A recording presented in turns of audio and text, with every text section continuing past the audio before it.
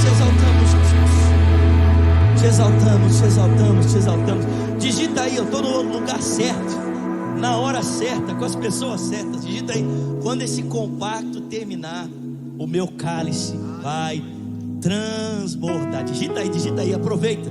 Digita aí o seu nome, de onde você está acompanhando, mas digita para nós. Eu estou no lugar certo, na hora certa, com as pessoas certas. E quando esse compacto terminar, o meu cálice vai transbordar. Nós vamos continuar exaltando o nome de Jesus, devolvendo a Ele agora os nossos dízimos e as nossas ofertas. Eu quero levar você, antes de fazermos isso, a um tempo de reflexão, ali no Evangelho de Mateus, no capítulo de número 13, a Bíblia conta para nós a primeira multiplicação dos pães. A Bíblia diz que uma grande multidão havia se reunido para ouvir Jesus. Passaram o dia inteiro ouvindo o seu ensinamento. E a Bíblia diz que ao final do dia, não havia ali vilarejo próximo, onde eles poderiam comprar comida, onde eles pudessem comprar comida. E Jesus, preocupado que eles voltassem para casa com fome, disse aos seus discípulos: olha, nós não podemos despedi-los e mandá-los embora com fome. Nós precisamos dar a eles algo para comer. A Bíblia diz que os discípulos ficaram numa situação constrangedora, porque eles não tinham a provisão necessária. E na verdade eles já tinham dito para Jesus: mestre, despede a multidão para que eles possam ir embora, arrumar alguma coisa para comer. Mas Jesus diz: não podemos mandá-los embora assim.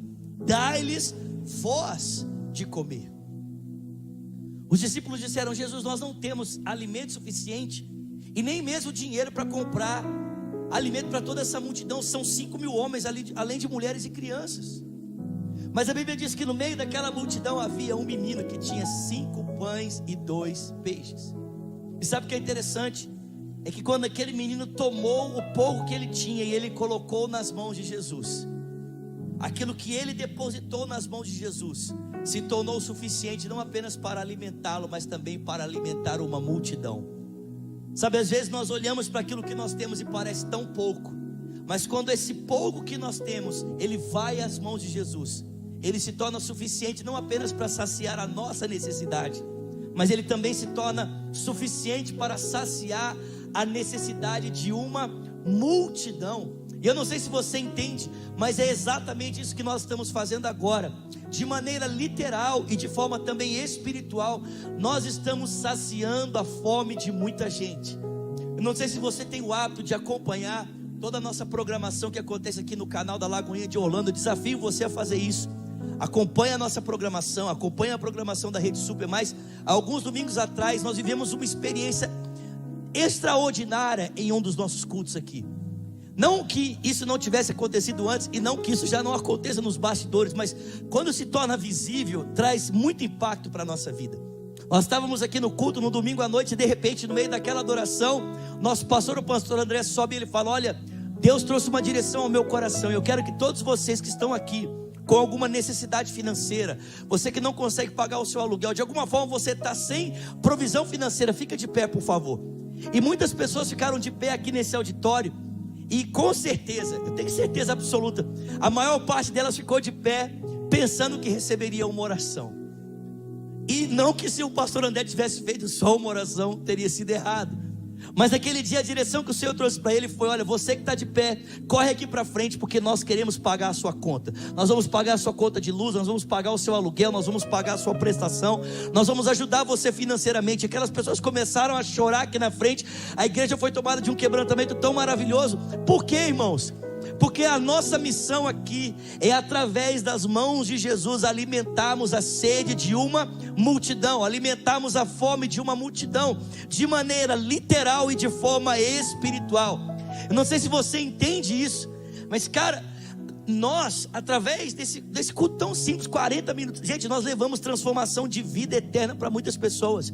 O que as pessoas conhecem aqui no compacto não apenas gera uma mudança momentânea, mas conecta elas com uma mudança eterna, uma transformação de vida para sempre. E tudo isso só é possível porque você tem pego os seus 5 pães e os seus 2 peixes, que poderiam servir tão somente para te alimentar, mas você tem escolhido ser bênção, não apenas para você, mas também para alimentar a fome e a sede de uma multidão. Eu desafio você nessa hora a fazer o seu melhor, a colocar os seus pães, os seus peixes nas mãos de Jesus, para que Ele, ao tomar isso, Ele dê graças, e Ele reparta, Ele multiplique, e você tenha provisão abundante para você, e também para alcançar a vida de outras pessoas. Na sua tela vai aparecer as maneiras de contribuição: Zelle, Cash App, PayPal, Pix. Quem está no Brasil usa o Pix, quem está na América usa o Cash App, o Zelle. Quem está numa outra nação pode usar o PayPal. Gente, faça a sua parte, faça o seu melhor. Se você é um membro de Lagoinha Online, seja fiel. Fala aqui, ó. Seja fiel na entrega dos seus dízimos, seja fiel na entrega das suas ofertas. Não seja apenas um participante, né? Alguém que só assiste. Não, faça parte, tome parte, seja membro, participe, compartilhe do favor, mas também compartilhe da responsabilidade, ok? Nós vamos adorar o Senhor, e daqui a pouco eu volto para trazer uma palavra ao seu coração. Não sai daí, o compacto está fluindo. Aleluia, aleluia. Fala pessoal, estamos começando mais um compacto, sendo transmitido aqui pelos canais de comunicação da Lagoinha de Orlando e também pela Rede Super de televisão. É um prazer pararmos juntos esse tempo para meditarmos na palavra do Senhor. E você sabe que nós estamos experimentando e estamos esperando por um tempo tão especial da parte de Deus. Segundo o calendário cristão, estamos nos preparando aí para a chegada do Pentecostes, a chegada do Espírito Santo. Eu gosto muito da gente orientar nossa vida pelo calendário litúrgico cristão, gente, porque isso lembra que a história de um cristão não é contada pelos seus feitos, não é contada pelos seus méritos, mas é contada pelos feitos de Deus. Há poucos dias atrás, nós paramos um tempo, em todo o globo terrestre, toda a cristandade espalhada pelo mundo parou um tempo para se lembrar a respeito da Páscoa, da passagem, o tempo em que por meio do Cordeiro nós fomos resgatados do império das trevas e fomos transportados para o reino do Filho do seu amor. Mas você sabe que 50 dias depois da Páscoa, os judeus paravam para celebrar a festa do Pentecostes, e foi exatamente nessa ocasião da festa dos primeiros frutos, que é celebrada ali junto com a festa dos pães asmos, que os judeus receberam o que nós conhecemos como o Espírito Santo. Eles receberam ali o batismo, o poder para serem testemunhas, conforme descrito para mim e para você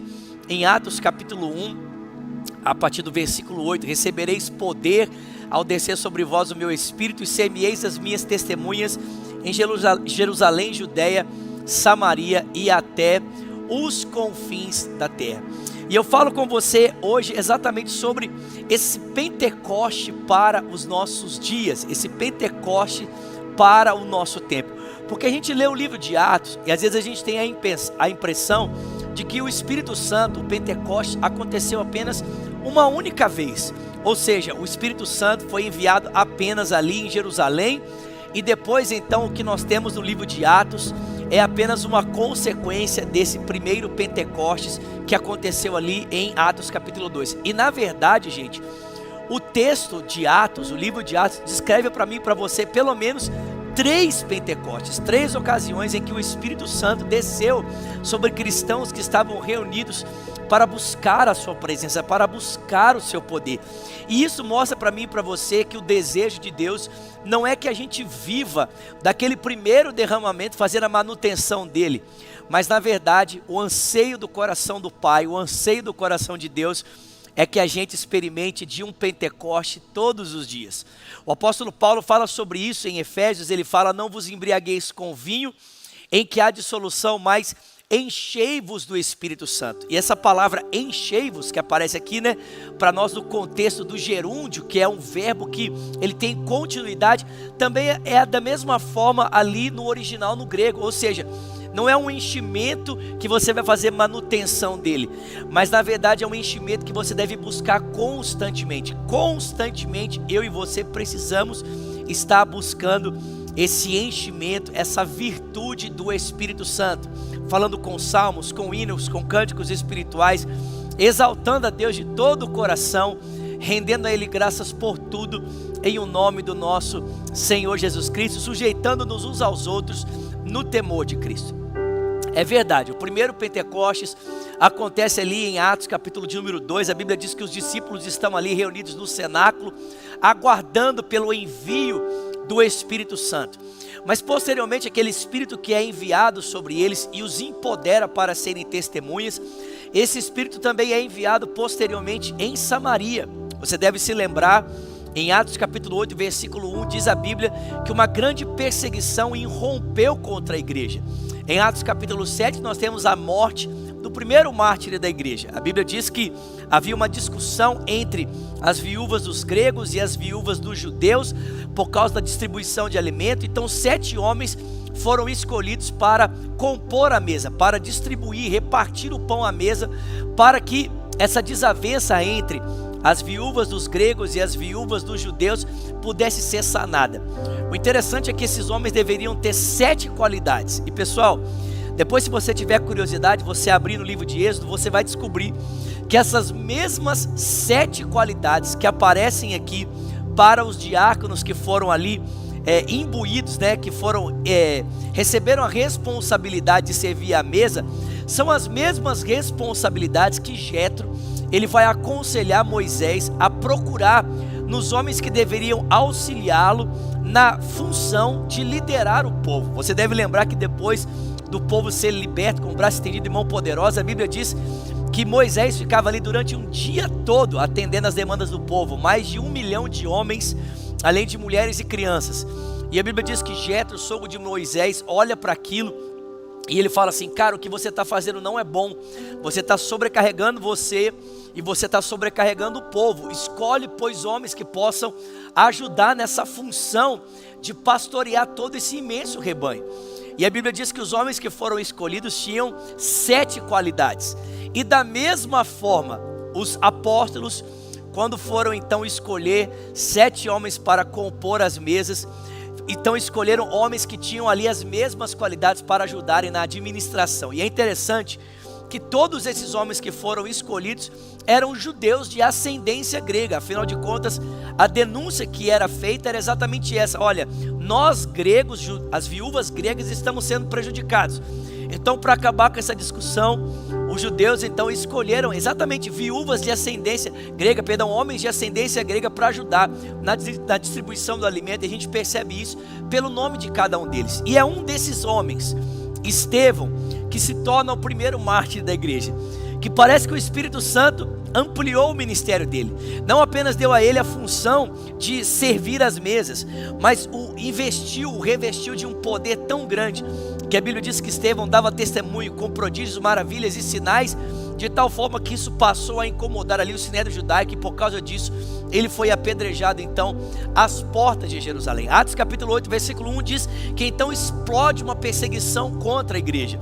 E aquela igreja que estava reunida ali, na sua quase totalidade em Jerusalém, começa a se espalhar. E a Bíblia diz que um evangelista, um jovem chamado Filipe, é enviado então até Samaria por causa da perseguição. E ali ele começa a pregar o evangelho. Olha que interessante.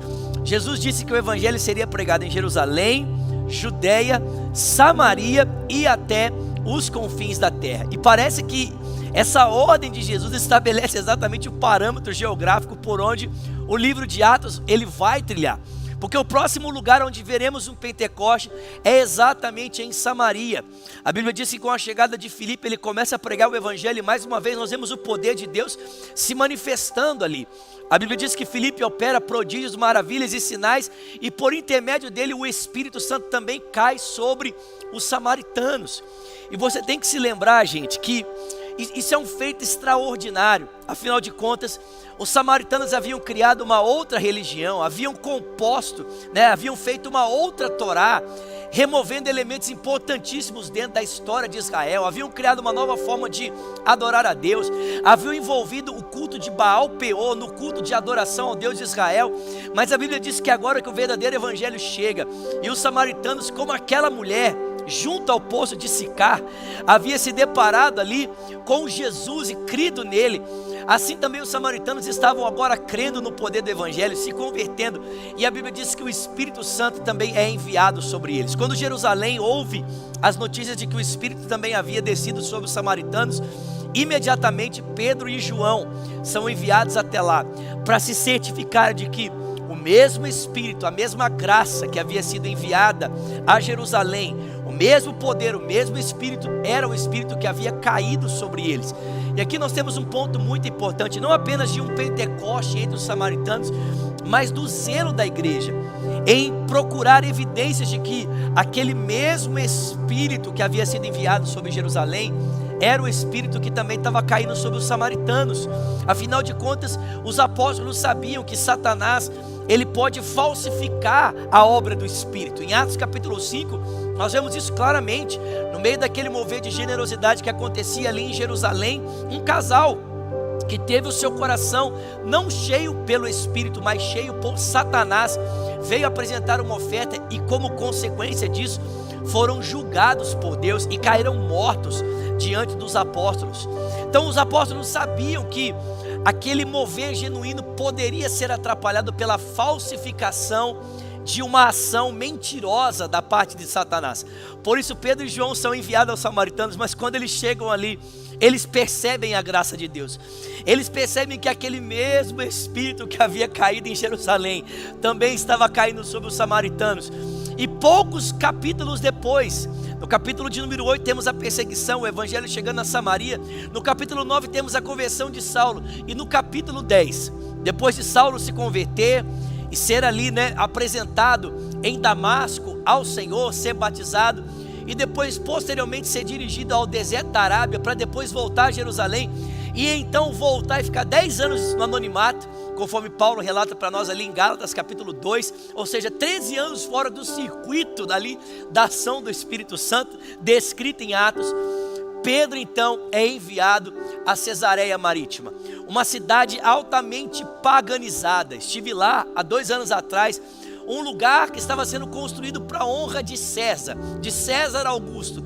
Pedro é enviado até lá para se deparar com um gentio, um centurião, que não tinha nenhum tipo de vínculo judaico.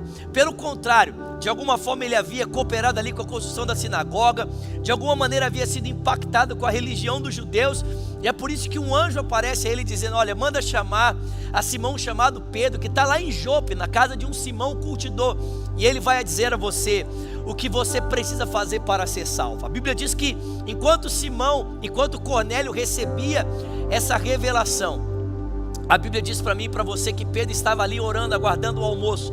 Ele recebe uma visão, um grande lençol descendo, segurado por 4 pontas, contendo todo tipo de animal impuro, e uma voz que lhe dizia: Pedro, mata e come. E Pedro diz: de forma nenhuma, Senhor, jamais comi nada impuro, não vou fazer isso agora. E o Senhor diz então a ele por 3 vezes: Pedro, não considere impuro aquilo que eu já santifiquei, aquilo que eu já purifiquei. A Bíblia diz que, passado algum tempo, aqueles homens enviados por Cornélio chegam à casa de Pedro e o fazem o convite de o acompanhar, e guiado pelo Espírito ele segue viagem juntamente com eles. Alguns dias depois ele chega na casa de Cornélio e Pedro diz: gente, vocês sabem que pelo costume judaico eu não poderia estar aqui, não é lícito um judeu entrar na casa de um gentio, mas quando o Espírito Santo me mandou vir, me chamou para vir, eu não pude me conter, eu não pude me controlar, e eu estou aqui. E a Bíblia diz em Atos 10:38 que Pedro começa a pregar o Evangelho, como Deus ungiu a Jesus de Nazaré com o Espírito Santo e com poder, o qual andou por toda parte fazendo bem e curando aqueles que eram oprimidos por Satanás, porque Deus era com ele. E a Bíblia diz que enquanto ele pregava, caiu o Espírito Santo sobre eles, e eles foram cheios do Espírito e passaram a profetizar. E a Bíblia diz que Pedro, ao olhar aquilo, ele disse e viu que aquele mesmo Espírito que havia caído em Samaria, aquele mesmo Espírito que havia caído em Jerusalém, também estava caindo sobre os gentios. O primeiro Pentecoste, o Pentecoste dos judeus. O segundo Pentecoste, um Pentecoste para os samaritanos. E o terceiro Pentecoste, um Pentecoste para os gentios, um Pentecoste para as nações da terra. E eu estou aqui para dizer para você isso hoje, que eu e você podemos viver um Pentecoste agora. Não apenas ficarmos contando a história dos Pentecostes que foram vividas no livro de Atos, não apenas ficarmos falando da experiência que esses homens viveram no passado com o poder do Espírito Santo e com a graça de Deus. Não, nós podemos viver isso agora. Podemos viver isso hoje. Você pode viver isso exatamente agora na sua casa, juntamente com a sua família, os seus filhos. Jesus disse que aquele que buscar, ele encontrará. Aquele que bater, a porta será aberta. Aquele que pedir, dá-se-vos-á, porque todo aquele que pede, recebe. O que busca, encontra. Aquele que bate, a porta lhe será aberta. E ele completa dizendo: olha, se nós que somos meros mortais sabemos dar boa dádivas aos nossos filhos, o que dirá o Pai Celestial não dará o Espírito Santo a todos aqueles que lhe pedirem? Se nós pedimos o Espírito Santo, não receberemos uma serpente. Se nós pedimos ao Pai um peixe, Ele não nos dará um escorpião, Ele nos dará o Espírito. Então clame hoje, peça hoje, busque hoje. Eu tenho certeza que há mais da parte de Deus separado para mim e para você nesse dia. Vamos orar. Pai Celestial, derrama sobre nós o Teu Espírito, nesse tempo em que nós, como comunidade de fé espalhada pelo mundo, Lagoinha, Senhor, ó Deus, e outras igrejas, esperamos pelo derramado do Teu Espírito. Derrama sobre nós o Teu poder mais uma vez, encha-nos do Teu Espírito mais uma vez, para que sejamos testemunhas, Senhor, testemunhas do Teu poder, testemunhas da Tua graça, Senhor, para a honra e para a glória do Teu nome. E também aqueles que apresentaram os seus pedidos, encontrem da parte do Senhor nesse dia resposta e graça para a honra e para a glória do Teu nome, em o nome de Jesus. E se você crê, diz um amém aí, digita um amém, um glória a Deus. Espero ver você semana que vem para mais um tempo de compacto. Tamo junto, vamos falar sobre o Espírito Santo, vamos falar sobre o poder de Deus. Não esquece de compartilhar esse link e se inscrever no nosso canal. Deus abençoe, espero você, até lá.